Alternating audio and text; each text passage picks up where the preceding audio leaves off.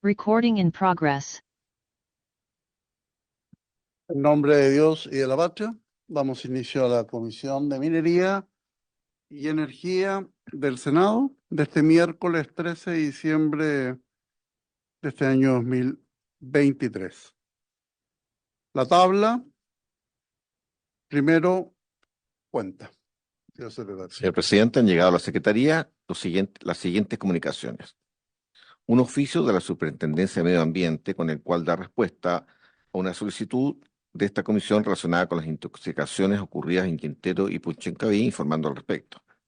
Asimismo, de la Biblioteca del Congreso Nacional, con el cual remiten documento denominado la microbiota de los salares, preocupaciones de la ciencia sobre la minería del litio.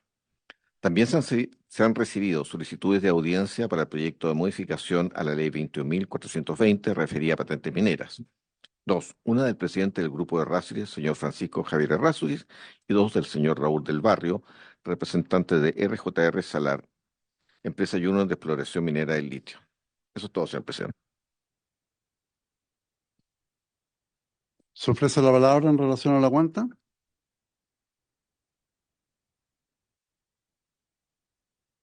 Bien, saludamos al señor ministro de Energía, señor don Diego Pardó, a la señora Analía Uriarte.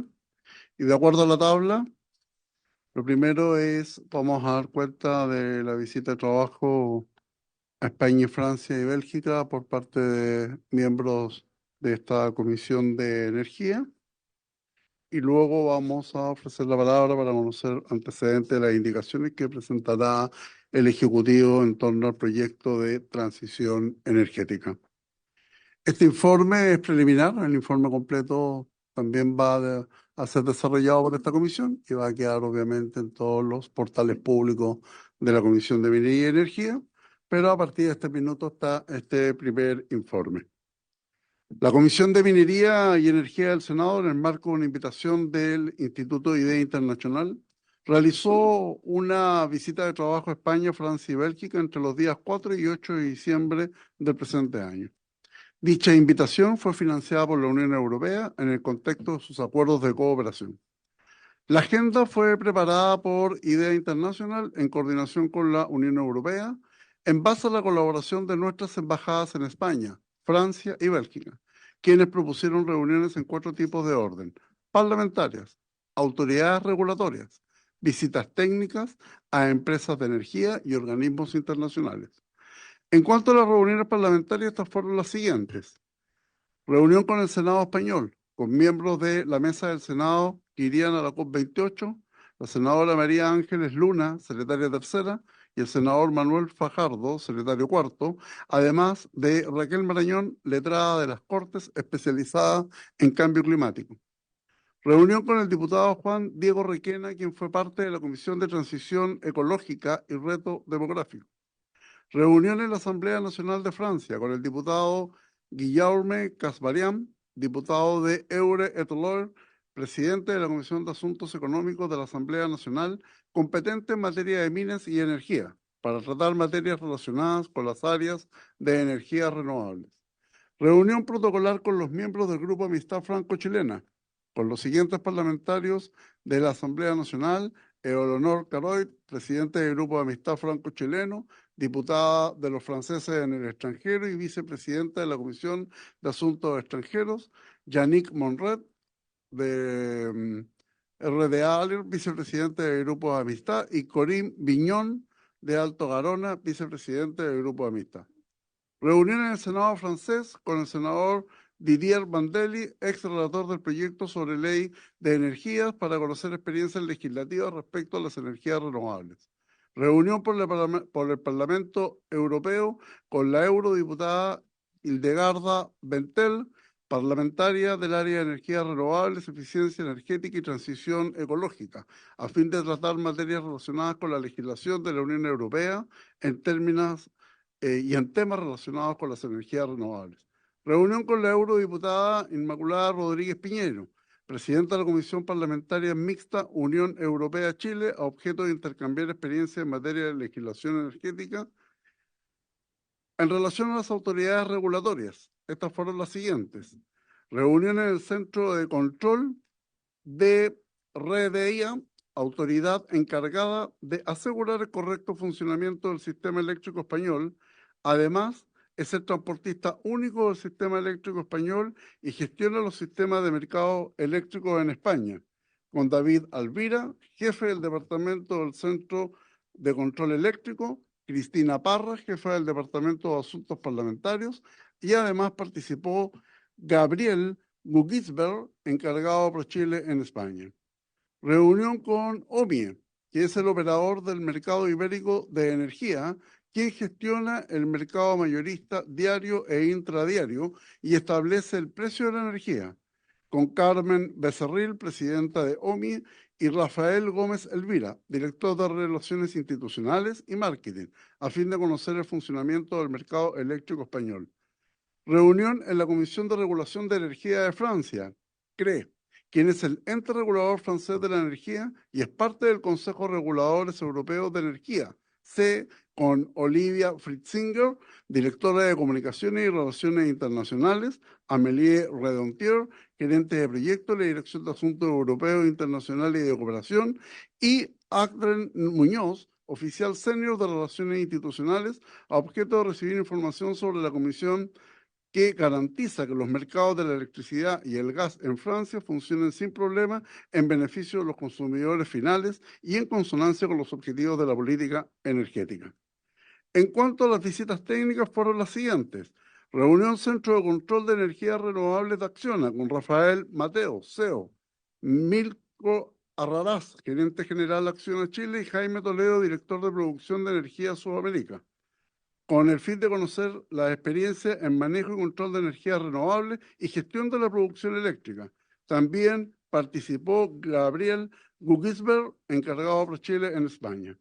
Visita planta Puerto Llano de Iberdrola, con Iván Molina, director de Hidrógeno Verde España, y Leire Castro, encargado de operación de hidrógeno verde, con el fin de conocer la mayor planta de hidrógeno verde para uso industrial en Europa, la cual está integrada por una planta solar fotovoltaica de 100 megawatts, un sistema de baterías de ion litio con una capacidad de almacenamiento de 20 megawatts y uno de los mayores sistemas de producción de hidrógeno mediante electrólisis del mundo con 20 megawatts. Visita planta Crigen, laboratorio de Engie, con Estíbalis González, directora de laboratorio, Guillaume Maes, asesor senior de diseño y regulación del mercado eléctrico de la Unión Europea, y Pablo Vilarino, gerente de asuntos corporativos de Engie Chile, con el fin de conocer antecedentes sobre el Centro Corporativo de Innovación más Desarrollo de la compañía, dedicado a gases verdes, hidrógeno, biogás y gases licuados, nuevos usos energéticos en ciudades y edificios, industria y tecnologías emergentes, tecnología digital e inteligencia artificial, drones y robots, nanotecnologías y sensores. Además, se realizó una presentación sobre el mercado energético, Francia, Unión Europea y sus aplicaciones en Chile. A esta reunión también asistió el encargado de Invest Chile en Francia, señor Christian Zagal. Visita Electricité de France, EDF, con Beatriz Buffon, directora ejecutiva de División Internacional EDF, y Francisco Peralta, gerente de asuntos corporativos del Grupo EDF en Chile, quienes expusieron sobre el Grupo EDF, presente tecnología de generación de energía como la nuclear, la hidroeléctrica, las energías marinas, la eólica, la solar, la biomasa, la geotérmica y la fósil, y sus planes en nuestro país. También participó el encargado de Invest Chile en Francia, señor Christian Salgal. Por último, la comisión se reunió con altas autoridades de organismos internacionales. Estas fueron reuniones de la Comisión Europea de Energía con la comisaria DG Ener, señora Kadri Simpson, y Carlos Álvarez, experto en energía, quienes se refirieron al mandato de desarrollar un mercado energético europeo integrado, interconectado y que funcione correctamente también a la legislación sobre eficiencia energética y energía renovable. Reunión con la Agencia Internacional de Energía, IAE, la cual es una organización internacional creada por la Organización para la Cooperación y el Desarrollo Económico, OCDE, tras la crisis del petróleo de 1973, que busca coordinar las políticas energéticas de sus Estados miembros con la finalidad de asegurar energía confiable, adquirible y limpia a sus respectivos habitantes. Participaron Georg Husser, Program Manager Latin America, y Silvia Bayer, Senior Energy Policy Analista Estratégico, quienes se expusieron sobre los problemas de energía y el rol de las energías renovables en la transición energética. Finalmente, destacar que en todas las reuniones participaron los representantes de IDEA Internacional, el oficial de programas para Chile y Cono Sur, señor Ricardo Mena, y la consultora, señora Ana María Campos. Este es el informe preliminar que queda a disposición pública a través de los portales de la Comisión de Minería y Energía, y la próxima semana les entregaremos ya un informe ahora con mucho mayor detalle, también para que quede a disposición de quien quiera hacer consulta sobre la base fundamental que tuvo esta invitación, que tiene como objetivo poder conocer las experiencias para desarrollar un proceso legislativo que permita, obviamente, generar las oportunidades de quienes llevan una tecnología mucho más avanzada y mucho más desarrollada para el concepto de transición energética en base a energías renovables, centrales de respaldo, cómo finalmente vamos a generar esta homologación que permita mejorar la calidad de vida de todos los habitantes de nuestro país. Es cuanto puedo informar de este primer informe preliminar de la comisión, y dejo abierto para cualquier consulta o comentario que quiera desarrollar algún miembro de la comisión.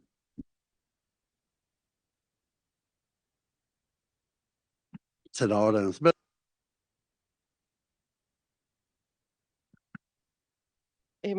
Gracias, presidente. Yo sé que solo quiero decir dos cosas. Agradezco el informe que usted acaba de emitir preliminar a nombre de los dos. Quiero decir también que aquí nos regalaron un libro en el Senado de España que contiene un compilado de todas las legislaciones españolas para la transición energética. Voy a hacer un resumen y se los voy a... No, se lo voy a entregar a Julio para que quede a disposición. Yo algo elogiado y tiene cosas súper interesantes que uno puede replicar. Y también señalar para aquellos que tienen alguna suspicacia, ¿no es cierto?, decir que en este viaje nos reunimos en lo que dice con empresas que tienen alguna inversión en Chile y que pueden decir relación con la materia que estamos legislando. Nos reunimos con empresas, tanto algunas que están a favor de lo que estamos haciendo como otras que están en contra. Así que no estuvo cargado para ninguna cosa, ni para aquellos que digan que son mal pensados, que podemos haber tenido algún tipo de influencia. Lo que fuimos fue aprender. Soy de aquellas que hace un tiempo atrás rechazaba todos los viajes porque creía que no siempre se era justificado, y debo reconocer dos cosas. Uno, que aprendí mucho, pero también me siento orgullosa de lo que hemos avanzado con todas nuestras deficiencias en Chile. Claro, en tecnología probablemente nos sacan muchos años, pero creo que no estamos tan atrasados como muchos de algunos a lo mejor antes de conocer esas experiencias pensábamos. Y lo otro, que hice relación con esta comisión, algo en minería y algo en energía, creo que lo que más me sorprendió es, y el senador Quintana, que estaba en otra delegación, que probablemente a lo mejor pudo captar lo mismo en la Unión Europea con la comisionada Simpson, me llamó la atención lo que valoran a Chile ahora como socio estratégico por el tema de los minerales críticos. Y ellos también, en cuanto al cobre, al litio, las tierras raras y el hidrógeno verde, nos ven en ese aspecto como un socio estratégico que podemos apoyarlos en lo que ellos requieren, y además también reconocen que ellos se equivocaron y partieron muy tarde en esas materias. Así que eso. Gracias, presidente. Bien. Senador Juan Luis Castro. Bueno, me alegro que este reporte bien completo que ambos han entregado. Yo no pude participar de la delegación dado que las negociaciones en torno a los temas de salud fueron muy acuciantes la semana pasada y continúan. Pero quisiera preguntarles, así a grosso modo, mirando el cuadro nuestro acá, la legislación que vamos a desarrollar ahora en este mismo tema de transición energética, en dos palabras, ¿cuál es como la médula de lo que ustedes perciben que es la mirada del primer mundo, el mundo europeo, frente al proceso que estamos llevando, que parece interesante, que vamos bien encaminados, Respecto al rol regulatorio, ¿cuál es el rol regulatorio que nuestro país, comparado con la legislación europea, podría marcar diferencia o ser similar, o si estamos siguiendo un camino adecuado o no en ese ámbito? Por favor. Ravensberger, después. Creo que ese es uno de los aspectos que más nos diferenciamos, ¿no es cierto? Es en el rol que en Chile tiene el coordinador eléctrico y la CNE, y cómo ellos tienen también sus distintas regulaciones. Creo que ellos tienen una ventaja que nosotros nunca vamos a poder alcanzar, y es la interconexión que tienen entre los países de la Comunidad Europea, ¿no es cierto? Están absolutamente interconectados, tienen unas mallas que cualquiera quisiera de electricidad, y eso hace que el famoso N-1, que aquí tanto se alega, que allá también existe, pero quien hace las veces de coordinador, o quien es el que administra la matriz o permite que se inyecte más energía, ellos, si Julio me corrige si entendí mal, pero ellos, teniendo este N-1, igual inyectan la matriz hasta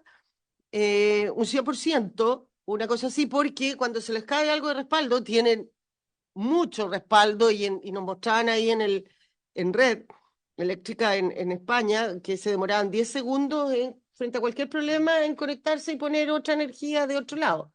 Me sorprendió mucho el tema cómo fijan los precios, y que es algo que en una de las primeras reuniones acá lo planteó el profesor Verdejo, que es el tema de la subasta. Ellos todos los días licitan la energía para el día siguiente. Entonces, todos los que generan energía de todo tipo ofertan la cantidad que quieren inyectar y el precio. Y luego ahí hacen una curvita, un gráfico de dónde está la media, se fija el precio, y quienes ganan la subasta son hasta los que llegan hasta ese precio, hasta el total de lo que se había subastado. Y eso también existen subastas para los, no, para los consumidores libres, también no solamente para los regulados. Ahora, lo otro que me llama la atención, ¿no es cierto?, es cómo consiguieron con la Unión Europea, no me acuerdo la palabra exacta, pero la energía nuclear, ¿cómo le pusieron? Le pusieron un denominador, la calificaron como verde, por la presión de Francia. El 63%, ah, no, tiene otro nombre, taxe, no sé qué, verde. La matriz de Francia, el 63% de la matriz de Francia es energía nuclear. Y ellos han tomado la decisión y están legislando ahora para invertir y llegar a cerca de un 78%. Ellos sostienen, y la Unión Europea apoyó a Francia en eso, que efectivamente la energía nuclear, ¿no es cierto?, no genera CO2, pero ahí nosotros le preguntábamos, no nos contestaron tan directamente qué hacían porque, claro, no genera CO2, pero sí genera residuos.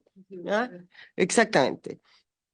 Por otro lado, tienes al vecino de Alemania, que también es otro de los miembros fuertes de la Unión Europea, que cerró sus centrales nucleares por un tema político interno, y está volviendo a prender carbón. Pero mayoritariamente, como eso también le está fallando, hoy día quien está ganando plata en Europa es Francia, porque Francia le está vendiendo o exportando mucha energía a Alemania. Entonces, y por otro lado tienes España, de lo que nosotros conocimos, que hoy día tiene, decían, cerca de un 1% de carbón, y el otro es casi totalmente verde, renovables de verdad. Ellos tienen una matriz, diría yo, la impresión que me llevé como con la más verde de todas, de energías renovables. Francia me sorprendió la decisión que tiene, dice que ya asumieron cualquier eventual costo político, pero que lo votaron en el Congreso, y mayoritariamente, ¿no es cierto?, aceptaron seguir produciendo energía nuclear e invertir en 2 o 3 centrales nucleares más, con lo que van a llegar cerca del 78% de la matriz con energía nuclear. Y todos muy preocupados de lo que se haga con el hidrógeno verde. Esta planta que fuimos a conocer en Puerto Llano es una planta piloto. Bueno, los franceses la pelaban, los españoles pelaban a los... Pero porque esta se genera este hidrógeno verde con energía fotovoltaica. En Francia decían que tenía que ser eólica para el hidrógeno verde. Y es una planta piloto porque al lado de esta planta de hidrógeno verde hay una industria de amoníaco. Entonces, le producen a esa industria el hidrógeno verde. Pero también pilotaje, porque lo que está haciendo esa industria es ver si les resulta, y no les resulta tan caro, el cambiar el hidrógeno gris por hidrógeno verde. El pilotaje, porque hoy día el tema del hidrógeno verde parece que ya está toda la tecnología para producirla, pero sigue siendo el costo. Eso es... Quintana, por favor. Sí, muy breve, una línea similar como la senadora que me mencionó. Bueno, efectivamente yo no pude estar en esta gira que realizaron dos miembros de la comisión. Me parece muy bien la información que está entregado, presidente, y yo creo que va a ser muy interesante conocer el detalle de ese informe. Nos encontrábamos junto a la senadora Isabel Allende, senador Piu, senador Flores en la Unión Europea, porque en estos días se estaba cerrando la Unión Europea y su Parlamento Europeo le asigna mucha importancia al diálogo legislativo y particularmente tenía que ser aprobado, bueno, iba a tener que ser aprobado el AMA, que es el Acuerdo Marco Avanzado, y conoce muy bien el ministro Pardo porque nos refirieron que había estado allá un par de ocasiones en Bruselas.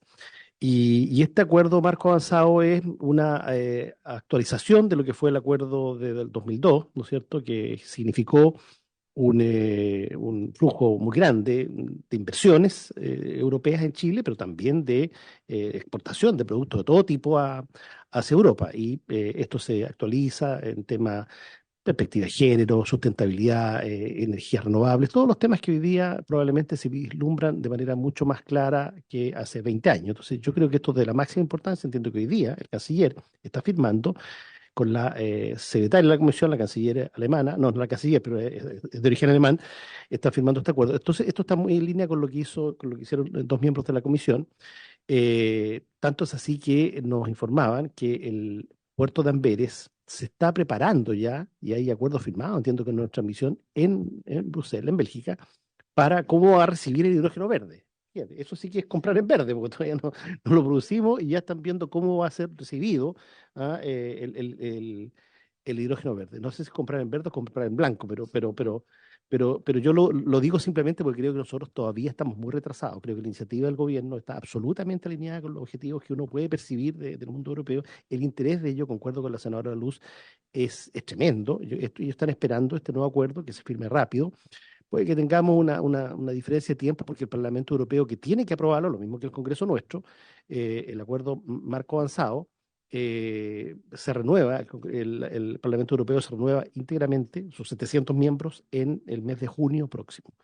Pero nada, yo creo que en materia, o sea, ellos lo que nos insta a nosotros es avanzar más rápido en materia de descarbonización, de energías renovables, porque ven que hay una oportunidad para el mundo. Y aquí yo adelanto simplemente, aquí va a venir una discusión respecto de cómo se van a relacionar, van a haber tensión entre las ecologías globales y las ecologías locales. Yo creo que, no sé si estamos viendo cómo vamos a enfrentar esa situación, pero eso va a ocurrir, digamos. El mundo requiere nosotros y Chile también, nuestro país necesita descarbonizar su matriz y eso va a significar una intervención mayor también del desierto de Atacama, no solo con litio, también con paneles solares, con probablemente una mayor cantidad. Bueno, eso quería informar. Un plan distinto, pero Gracias, senador Quintana. Solo porque ha entregado un informe completo en general de lo que nos tocó vivir y participar la senadora Desbergue, y quisiera quedarme con tres reflexiones. Primero, la tecnología de punta que existe en estos países, que permite, obviamente, que la operación del sistema sea automática. Y eso obviamente que genera ventajas en torno a ocupar la línea de transmisión que es de un 40%, pero puede ser usada más de un 80%. Y eso te lo da la tecnología. El hecho que en 10 segundos, frente a un blackout, en 10 segundos exista la tecnología para reponer ese blackout, es algo por el cual nosotros debiésemos obviamente trabajar e incentivar desde el punto de vista legislativo y también del Ejecutivo. Lo otro es que las centrales de respaldo son a gas. Ya, obviamente que eso también es importante en cómo finalmente vamos a tomar decisiones con respecto a este tipo de situaciones. El segundo punto es la interconexión que tienen en toda la Unión Europea, ya sea porque está la energía nuclear, pero España fundamentalmente son energías renovables, pero hoy día tienen una interconexión con la Comunidad Europea que, si lo vemos desde el punto de vista climático, es nuestro país. La diferencia es que nosotros somos una larga y angosta faja de tierra y por lo tanto tenemos muchos más kilómetros de distancia, pero con organismos regulatorios que de verdad son autónomos y son independientes. Ya ahí también es un tema que sería importante destacar. Y lo tercero es que obviamente hay bibliografía y hemos quedado con los contactos a través de esta comisión para obviamente, tal como ese documento que permite finalmente cómo ellos lograron legislar todo este concepto de generadoras, transmisoras, distribución y comercialización, cómo finalmente lo logran plasmar en, en un documento legislativo que va a ser importante como consulta, además de toda la información que nosotros requiramos de acuerdo a este proceso que vamos a iniciar cuando el señor ministro nos ingrese las indicaciones que esperamos y el proyecto y obviamente hacerlo de la mejor forma posible. Por lo tanto, quisiera destacar esos tres puntos que son muy importantes para lo que nos va a tocar desarrollar en esta Comisión de Energía. Pasamos al segundo punto de la tabla. Señor ministro, le ofrezco la palabra. Básicamente la idea es conocer tanto los antecedentes del proyecto que ya está para votación en sala de lo que significa la transición energética, pero a su vez también preguntar los mecanismos de estabilización, que obviamente tienen una urgencia y quisiéramos saber en qué etapa para que pueda informarse a la Comisión de Energía. Señor presidente, por su intermedio. Primero, un breve comentario sobre el punto anterior en la tabla. Quisiera destacar lo siguiente. A mí me tocó recibir a mediados de año un grupo parlamentario alemán. Y lo que destacaron, y me ha tocado también observarlo, pero en particular con ese grupo parlamentario que recibí aquí en Chile, fue que nosotros siempre envidiamos un poco la tecnología, digamos, lo diversificado digamos, de sus matrices productivas en Europa, pero ellos también hay ciertas cosas que envidian y en particular el sistema político en materia de energía. La capacidad de construir políticas de Estado en materia de energía y el hecho de que hubiera una sola voz en términos generales, tanto desde el Poder Ejecutivo como del Poder Legislativo, como en gobierno, como en oposición, la capacidad de, en muchos países de Europa, la política energética pasa a ser a veces una política de trinchera. Ha ocurrido, por ejemplo, con el tema de la energía nuclear en algunos países, ha ocurrido en otros con temas asociados a los subsidios.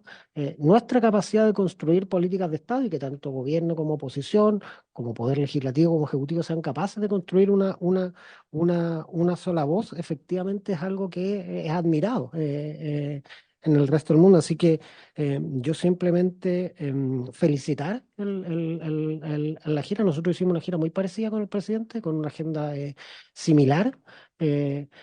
Y el resultado de aquello, yo diría, es que, bueno, la capacidad de combinar toda la fortaleza que tenemos para la producción de energía limpia en nuestros recursos naturales con una apuesta institucional por este tipo de cosas es precisamente lo que permite que hoy en día el sector de energía sea uno de donde efectivamente la inversión extranjera viene creciendo y además, digamos, en particular, digamos, en lo que llevamos de año, ha sido el líder dentro de los distintos sectores. Así que felicitar y agradecer el que lo hayan hecho y simplemente para complementar, efectivamente tenemos acuerdos firmados con el puerto de Amberes Brujas, pero también con Rotterdam, también con Hamburgo, también con Ulsan en Corea del Sur. La idea, parte de la estrategia de hidrógeno verde, que de nuevo fue una estrategia que empezó con el gobierno anterior y que nosotros heredamos, fue efectivamente constituir acuerdos marco con los distintos puertos del mundo que podrían proveer este producto. Y digamos, me ha tocado el ministro saliente del gobierno anterior, ejerció en pandemia, sus viajes eran más difíciles. A mí me tocó de alguna manera recibir esa agenda y cerrar estos acuerdos con los distintos puertos del mundo. Y hay mucho interés en que Chile avance en esta materia. Eso simplemente me aboco a lo que, a lo que fui invitado. Em, este es nuestro proyecto de ley.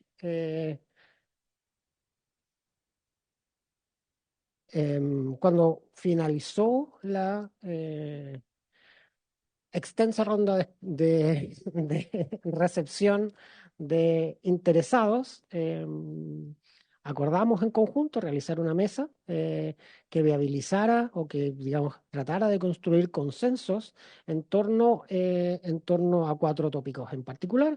Em, Estos tópicos en particular lo que hacen es tratar de enfocarse en lo más urgente. Este es un sector que tiene demandas de distinto tipo, de distintas velocidades en el tiempo.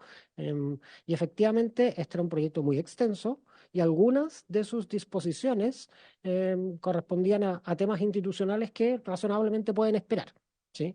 Hay que recordar que en conjunto con este proyecto de ley, también hay otros a la espera, por así decirlo, en la agenda legislativa que también tienen cierta urgencia, la ley de cuotas, el proyecto de geotermia. Entonces, la idea fue abocarse a 4 tópicos específicos en esta mesa técnica.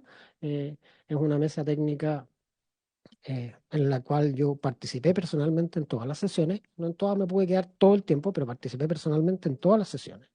Eh, por su intermedio también a los senadores agradecer la disposición de los asesores que participaron en ella, porque en general las observaciones siempre fueron muy constructivas y fuimos capaces de acercar posiciones en temas que a la luz de lo que habían sido las intervenciones no era tan sencillo ponerse de acuerdo. Tuvimos 4 sesiones junto a una sesión extraordinaria. La primera de ellas se obedeció a mecanismos de licitación en materia de almacenamiento. Fue necesario hacer una sesión extraordinaria sobre ese mismo tema, porque en esa primera sesión quedaron varios tópicos pendientes. Después tuvimos una segunda sesión asociada a las disposiciones urgentes en materia de transmisión. Tuvimos una tercera sesión referida a mecanismos de protección tarifaria y ahí también llegamos a un acuerdo posterior cuando asistió el ministro de Hacienda también aquí a la comisión en torno a concentrar en transmisión solamente la parte de una de sus fuentes de financiamiento y lo otro dejarlo para el proyecto de estabilización que debería avanzar más rápido. Y finalmente una última sesión referida a la reasignación de ingresos tarifarios. Voy a revisar en términos generales el contenido de estos grupos de indicaciones. Ahora, sin perjuicio de ello, el texto de estas indicaciones está trabajado ya. Estamos a la espera de que la sala lo apruebe en general y habrá un espacio de indicaciones para introducir, digamos, esas indicaciones. Respecto al primero de estos temas, el mecanismo de licitación de almacenamiento, aquí este seguramente era uno de los tópicos, como bien dijo la senadora Ebensberg en su momento, donde había quizás más diferencias, ¿sí? Ahora, parte importante de estas diferencias eran una diferencia empírica, ¿sí? Que hay yo diría, un acuerdo bastante transversal en la necesidad de implementar sistemas de almacenamiento. en nuestro sistema eléctrico. Esto es algo por lo demás de toda lógica. Tenemos una fortaleza en la generación solar innegable. Somos el país del mundo con mayor capacidad para la generación em, solar, pero la hora solar dura 8 de los 24 horas del día, por lo tanto necesitamos formas de almacenar ese gran potencial solar en las otras 16 horas del día. La tecnología de más rápido despliegue, por cierto, son las baterías, pero no es el único mecanismo de almacenamiento, pero en concreto el despliegue de sistemas de baterías por su característica modular, es algo que hace todo el sentido del mundo porque permite desplegarlo razonablemente rápido, incluso digamos, antes de, o sea, en el espacio intermedio donde está planificado el ingreso de la línea Kemal-Loguirre. En ese espacio intermedio, el despliegue de sistemas de almacenamiento es algo que hace todo el sentido. En eso existía y sigue existiendo consenso, yo diría, generalizado.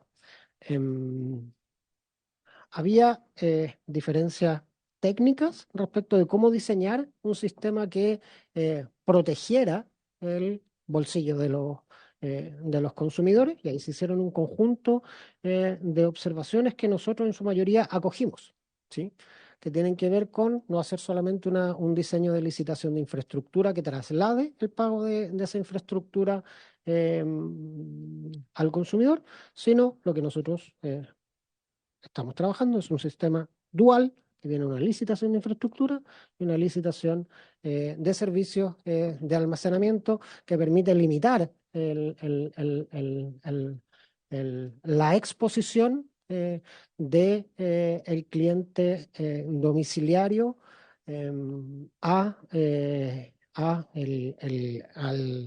digamos, a la remuneración digamos, de estos sistemas de almacenamiento. Frente a ello, recibimos una segunda ronda de observaciones. Recordarán que dije que hubo una sesión extraordinaria donde sobre eso hubo unas nuevas observaciones que también acogimos, y entonces el mecanismo actual es dual, tiene una licitación de infraestructura simultánea con una de almacenamiento. Si hubiera una diferencia, entonces lo que se realiza, en vez de simplemente cargar el residual al cliente, es volver con el sistema de almacenamiento para que reduzca la capacidad y por lo tanto haya un match entre servicios de almacenamiento y infraestructura, de tal manera de proteger el bolsillo de los consumidores, de obviamente los costos que supone este tipo de transición. Esa era, yo diría, el primer grupo de observaciones donde yo creo que alcanzamos un consenso bastante razonable. Obviamente en el diseño de estas cosas en particular siempre va a haber algunas diferencias sobre qué cosas se hace primero, qué cosas se hace después, si es mejor que sean simultáneos, cómo se determina el precio de referencia, pero esos no son en realidad materias de ley. Esos tienen más que ver con cómo se diseñan las bases de licitación, con la parte como infrarreglamentaria de una licitación, y ahí nuestro compromiso, como ha sido siempre así, es que las bases de licitación se comunicarán públicamente, se hará una mesa de trabajo, se recibirán observaciones sobre aquello y se diseñará de la manera que razonablemente también permita armar consenso sobre aquellos detalles en particular. Pero a nivel de los principios que van en la ley, yo diría que gran parte de las observaciones fueron acogidas. Después existía otro espacio de divergencia, que yo diría que esta es una divergencia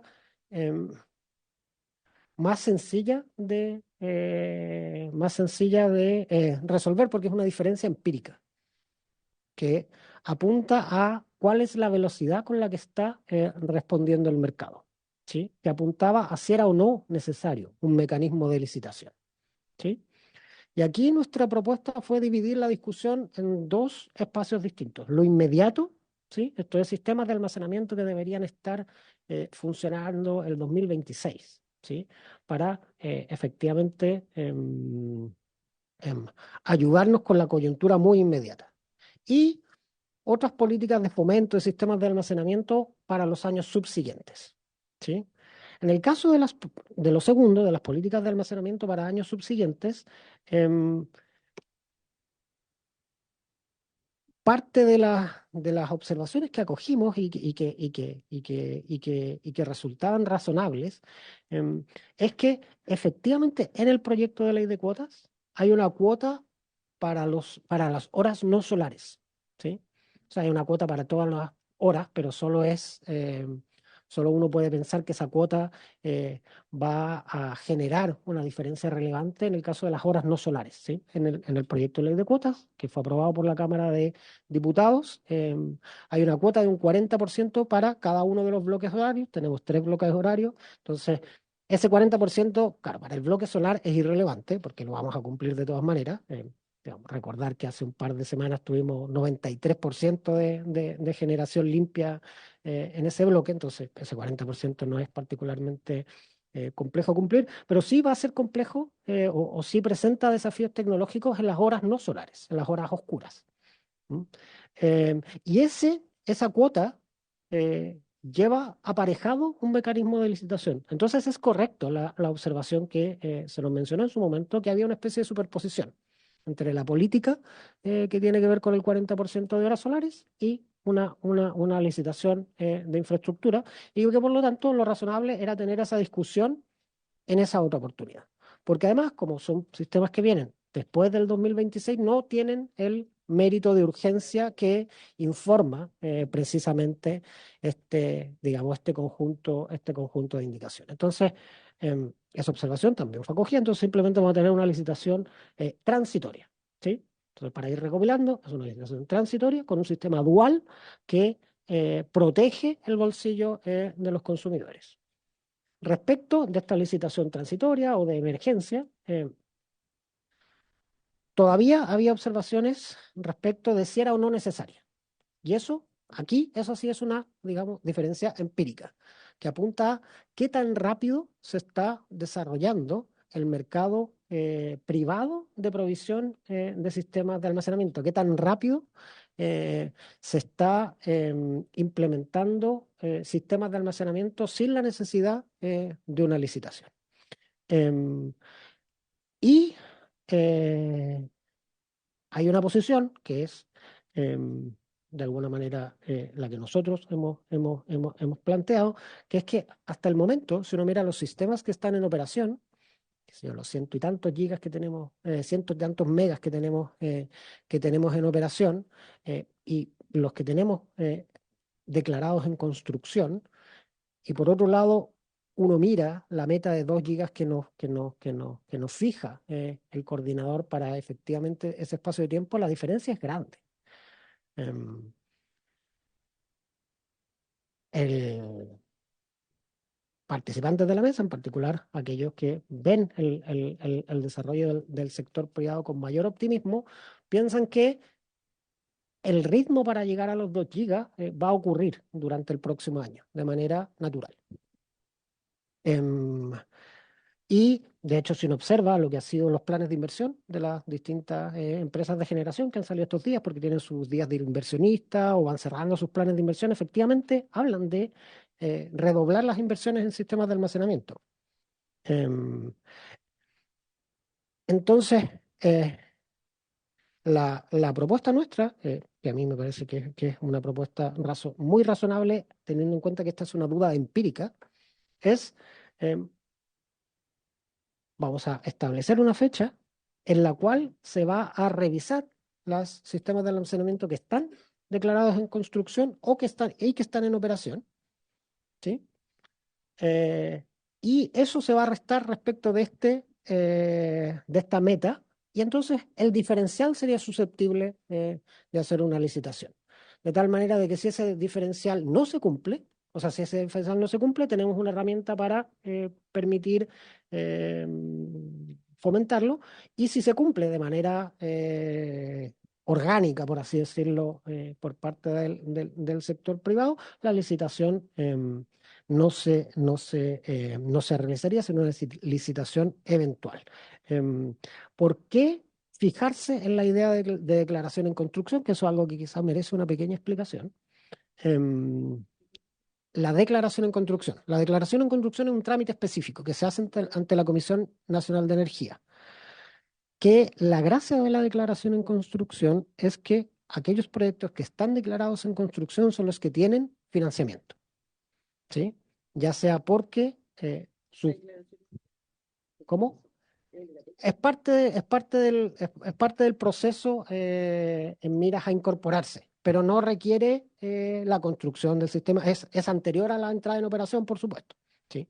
Pero la declaración en construcción, primero, es un hito que se ha utilizado en general en la regulación eléctrica para los transitorios, para fijar momentos de antes y después. En el tema de PMGD, por ejemplo, la declaración en construcción era el hito que permitía determinar cuál era el régimen de remuneración aplicable, ¿sí?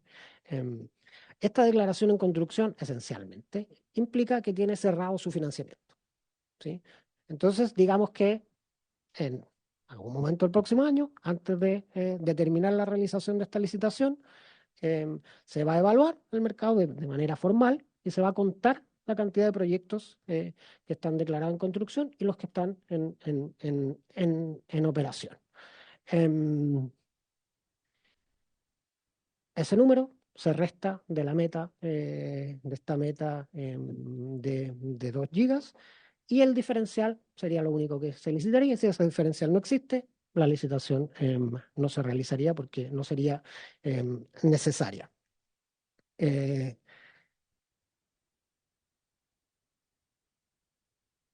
nuevo, si están declarados en construcción, significa que tienen financiamiento, ¿sí? ¿Y por qué es tan importante, especialmente en el caso de las baterías, el cierre financiero? Porque el sistema, los sistemas de almacenamiento, y esto es un poco, voy a permitirme un breve minuto como un poco técnico, los sistemas de almacenamiento, su despliegue es relativamente sencillo, son containers, que uno importa, los trae en un barco y los despliega pegado a una subestación o asociado a un parque fotovoltaico. Su transporte es sencillo, no tiene, digamos, grandes dificultades de transporte. La manera en que se despliegan es relativamente sencilla, también solamente hay que hacer unas fundaciones, vienen con sus propios sistemas de refrigeración adentro, vienen con sus propios sistemas de control. Entonces, el gran desafío en términos de tiempo para traer un sistema de almacenamiento es la fila de espera que existe en los fabricantes. Hay pocos fabricantes mundiales y estos fabricantes tardan. O sea, uno queda en una lista de espera. Si uno pone la orden de compra hoy día, queda en una lista de espera, ¿sí? Para poner esa orden de compra, el fabricante te va a exigir 10%, 15% del valor del sistema de almacenamiento. Entonces, una vez que uno tiene el cierre financiero, finalmente lo que tiene es la orden de compra puesta ya. Y eso es lo que te permite saber ponerle un calendario realista que no depende ya o sea, que las fuerzas externas, por así decirlo, al despliegue de este sistema de almacenamiento están resueltas. Lo segundo, que fue en el marco de esta mesa que nos fue solicitado, fue que los otros aspectos que tenían que ver con el despliegue del sistema de almacenamiento fueron resueltos de manera paralela, o sea, que no esperáramos a la licitación de almacenamiento. Y eso siempre fue parte del espíritu de lo que el Poder Ejecutivo iba a hacer, y en ese sentido el reglamento de potencia que establece los pagos por potencia de los sistemas de almacenamiento está en la Contraloría General de la República, ya fue enviado. El acceso a bienes fiscales, al suelo de bienes fiscales, esto ocurre en su mayoría en el Norte Grande, por lo tanto es principalmente terrenos fiscales, y ese trabajo para facilitar los terrenos fiscales ya fue lanzado en conjunto con la ministra de Bienes Nacionales. Tuvimos un primer taller, vamos a tener un segundo taller, y yo espero que en marzo ya tengamos, digamos, los perímetros determinados, los participantes razonablemente filtrados y poder avanzar en esa materia. O sea, el acceso a terrenos fiscales va a estar resuelto.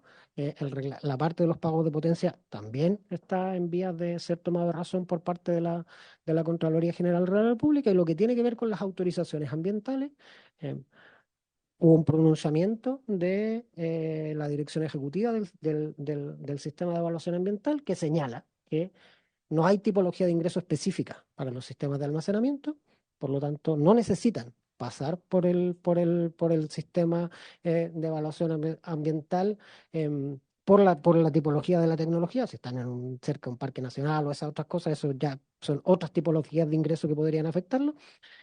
Ni para parques híbridos ni para sistemas de almacenamiento solos. Y finalmente la guía general para todas las tecnologías de almacenamiento también fue dada a conocer el día de ayer por el sistema de evaluación ambiental, que la trabajamos en conjunto.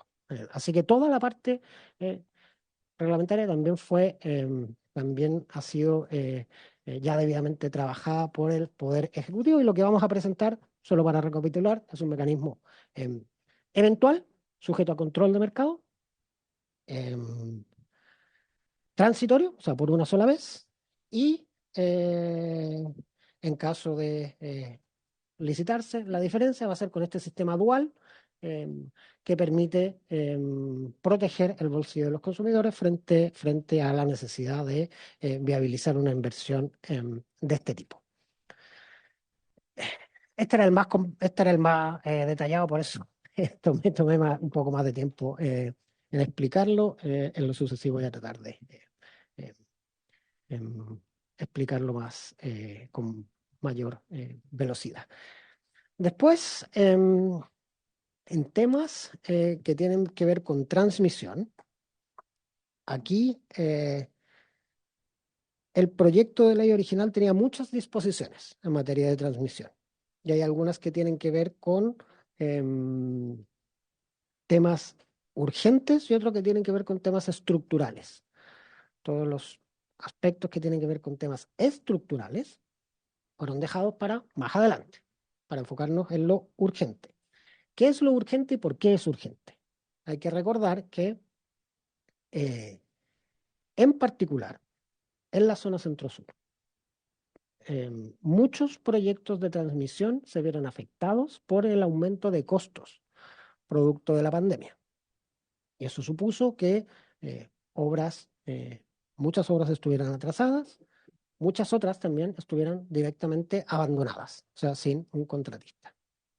El caso más paradigmático es el de la línea Charrúa-Chillán, el aumento de capacidad de la línea Charrúa-Chillán en la región de Ñuble, que digamos, es una obra fundamental para alimentar a la región, y que debería ser inaugurada en marzo de este año y tiene 0% de avance. Está abandonada, ¿sí? Pero 2/3 de las obras de transmisión de los planes de expansión de los últimos años están o atrasadas o abandonadas. Entonces ahí tenemos un problema grande, ¿sí? En la zona centro-sur. Este año ese problema no ha sido tan visible en tema de precios por la cantidad de agua caída en los embalses, que han permitido generar en la misma zona centro-sur donde se consume.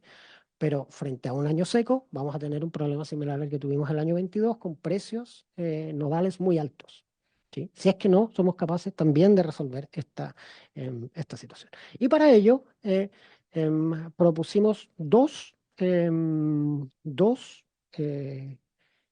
instrumentos específicos.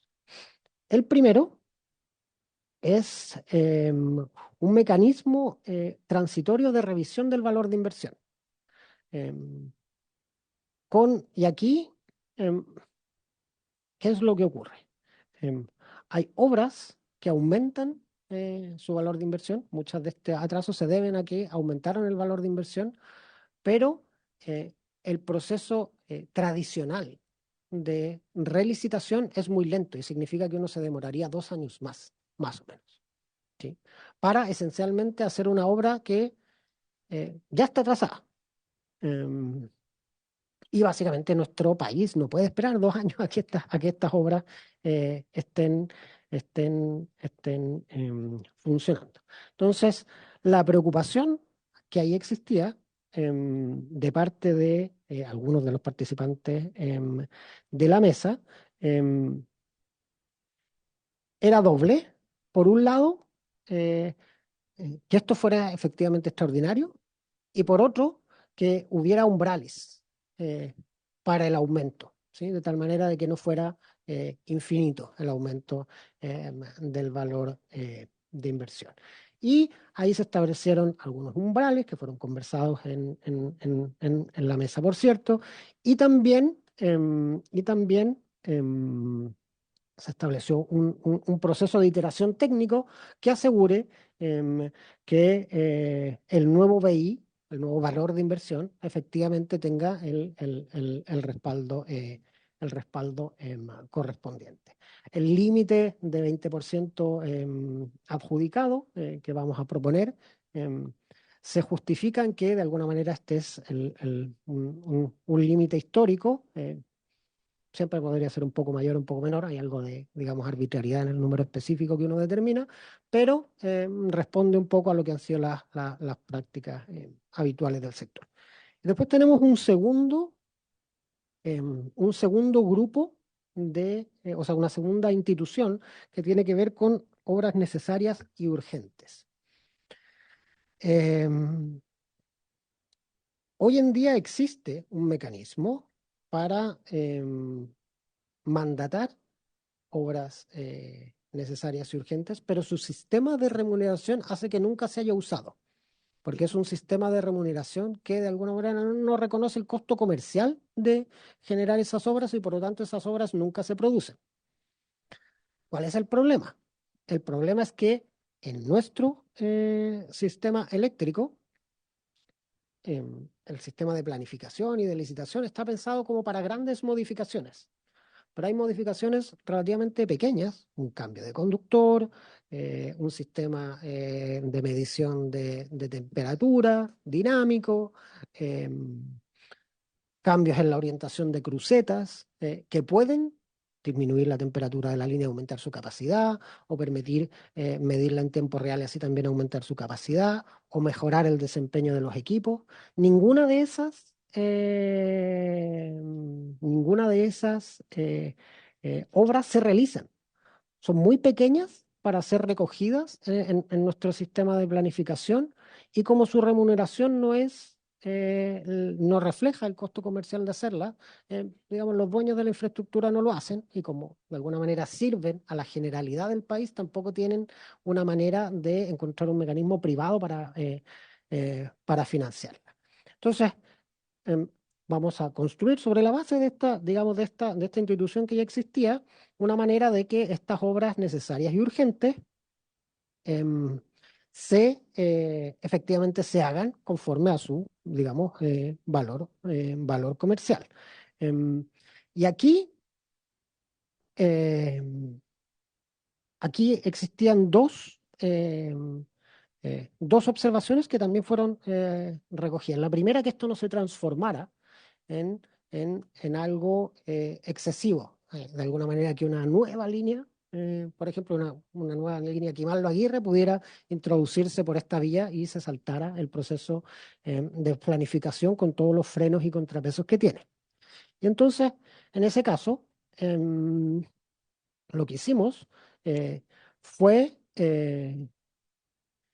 establecer un límite del 10% del valor promedio de los últimos procesos de planificación de la transmisión.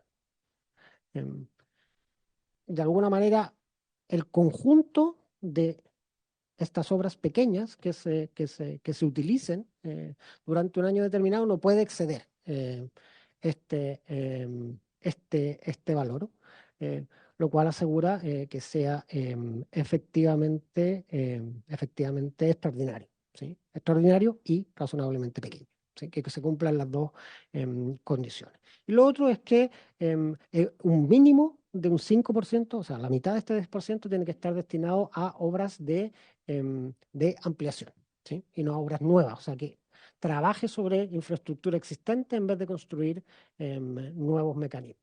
Entonces, frente al temor de que obras nuevas puedan incorporarse por esta vía y se salten el proceso de planificación, en verdad el límite es un 5% de este promedio, ¿sí? Es un 5% del promedio. Lo que pasa que en el caso de que solo fueran obras de ampliación, o sea, se refiera a equipamiento existente, entonces el techo es 10%, ¿sí? Eso es respecto del segundo punto. Voy a tratar de redoblar la marcha. Respecto de la reasignación de ingresos tarifarios, aquí yo diría que hay una coincidencia bastante extendida respecto de la necesidad de ir avanzando en lo que en otras partes del mundo se llaman derechos financieros de transmisión o Financial Transmission Rights, por su frase en inglés, cuya em, em, em, dentro de esa familia la reasignación de ingresos tarifarios extraordinarios puede asegurarse. Ahora, esta es una metodología donde efectivamente los detalles pueden ser muy relevantes. Esos detalles, por cierto, no van en la ley, son detalles más bien eh, reglamentarios. Y entonces nuestra propuesta frente a aquello es em, establecer el cambio permanente sujeto a la discusión reglamentaria que tradicionalmente se realiza en el sector de energía, que es una discusión muy participativa, donde predomina la discusión técnica y por lo tanto lenta. Pero en caso de que fuese necesario durante el 24 implementar esto, y por lo tanto razonablemente no va a estar cumplida esta,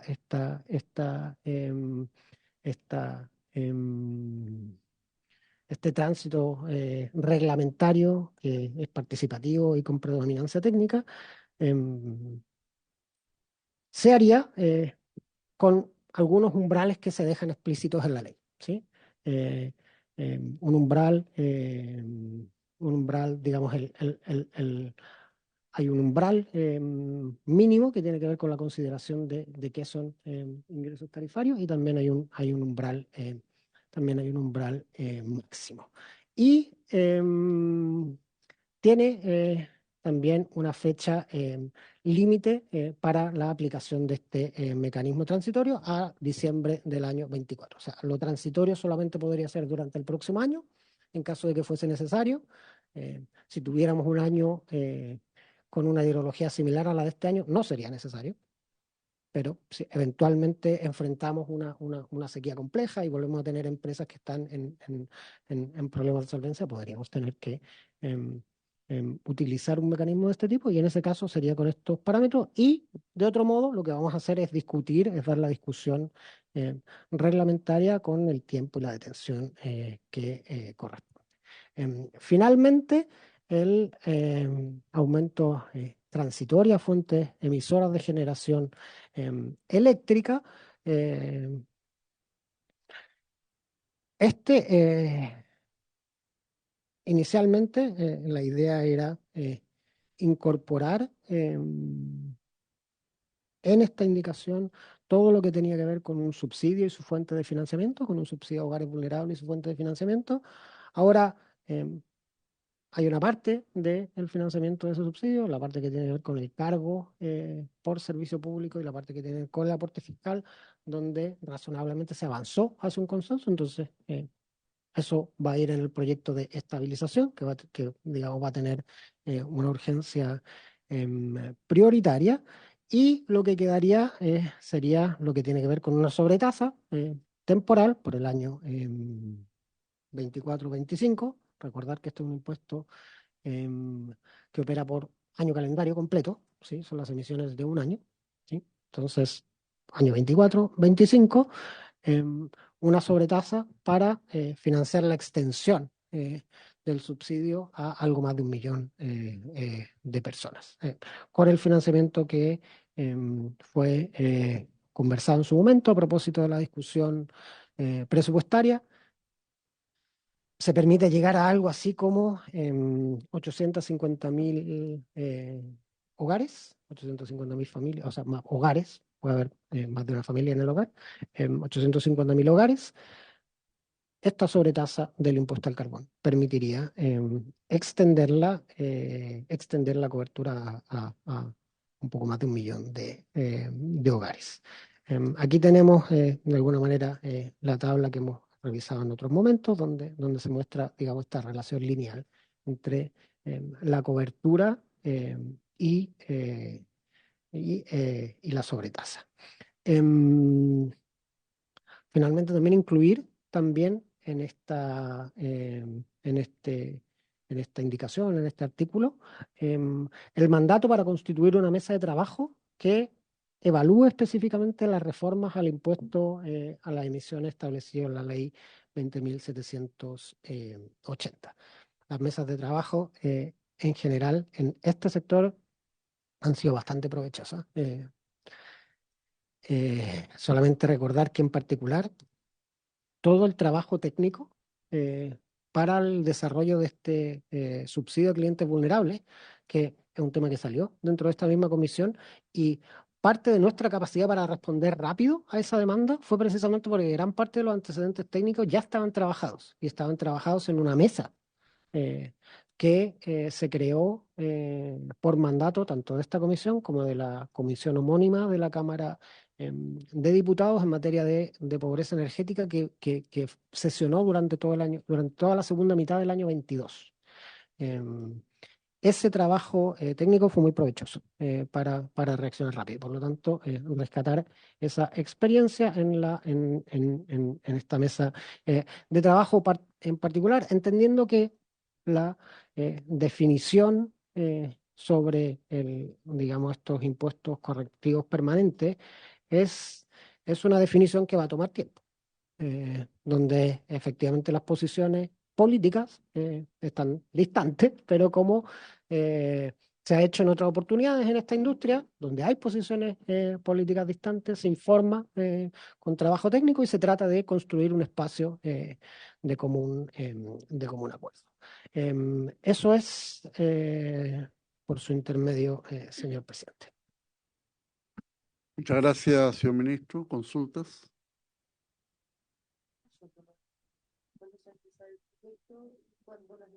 Cuando hay que votar en general primero la de transición para abrir plazo de indicación y que las pueda presentar el ministro. Y el plazo del proyecto de estabilización.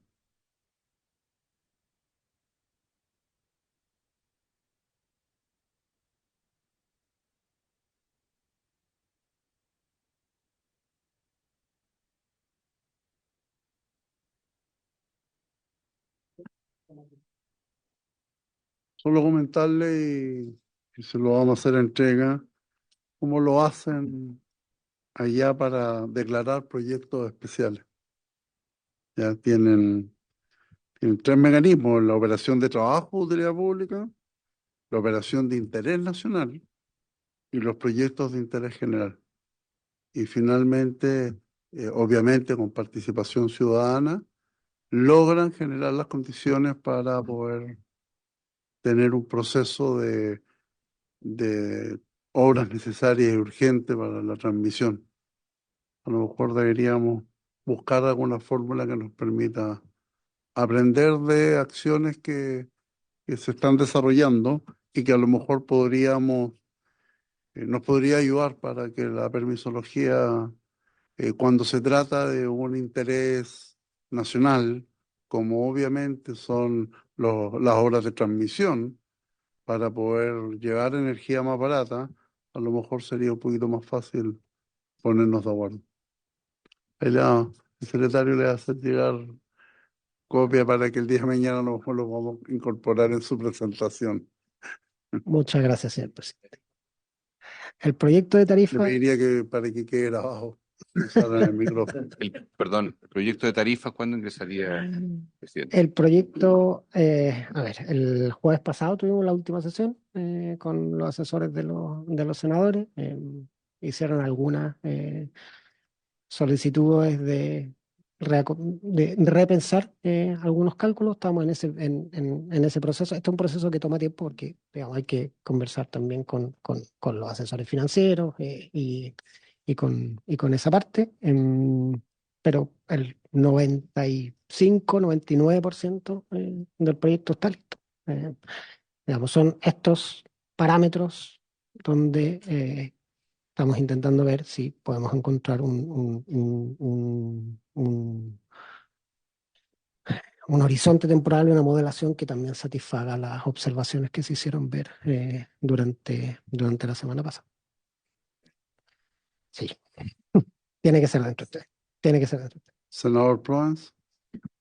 Gracias, presidente. Saludar al ministro y a todos quienes integran esta comisión. Solamente en algo que planteó usted, ministro, que es los terrenos fiscales del norte para poder expandir el tema de la fotovoltaica.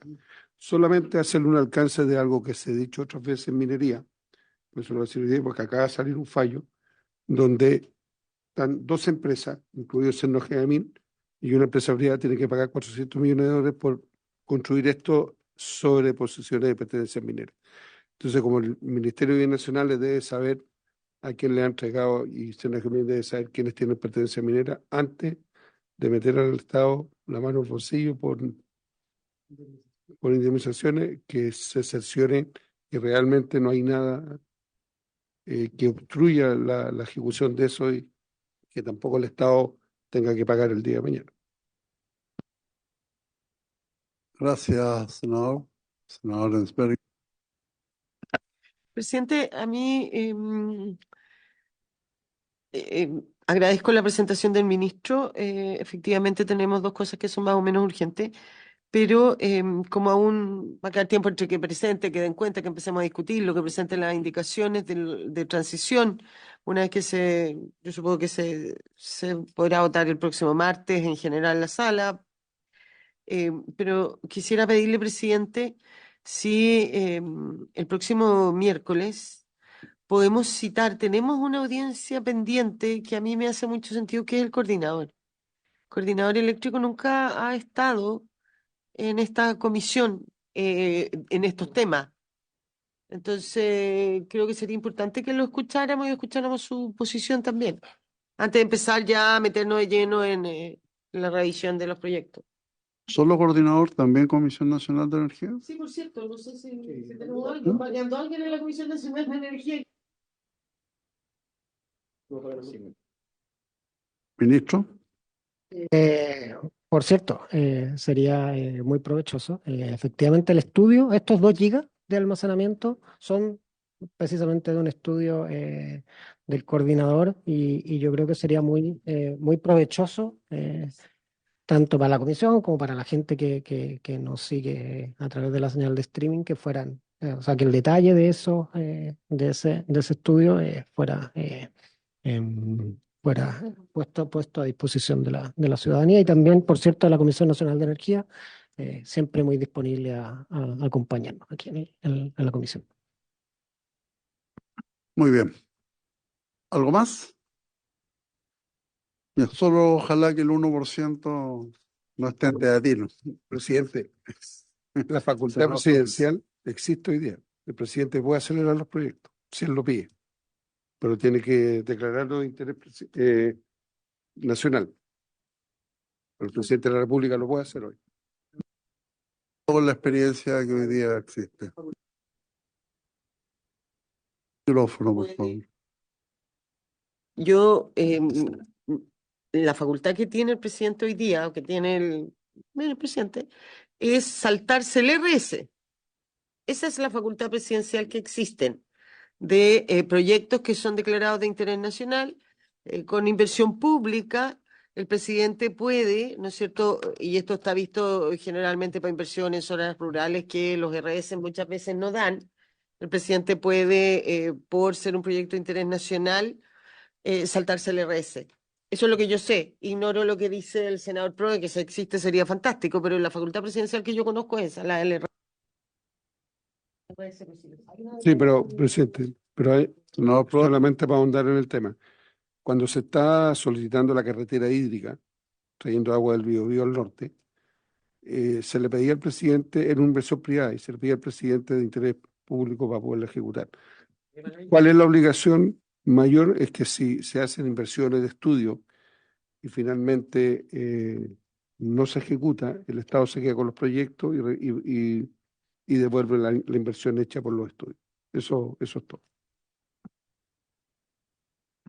Sería interesante explorar lo que ha planteado el senador Proens.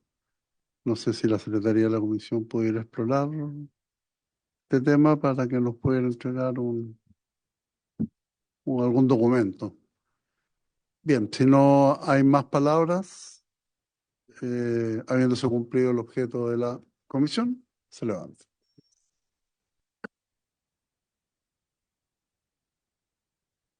Recording stopped.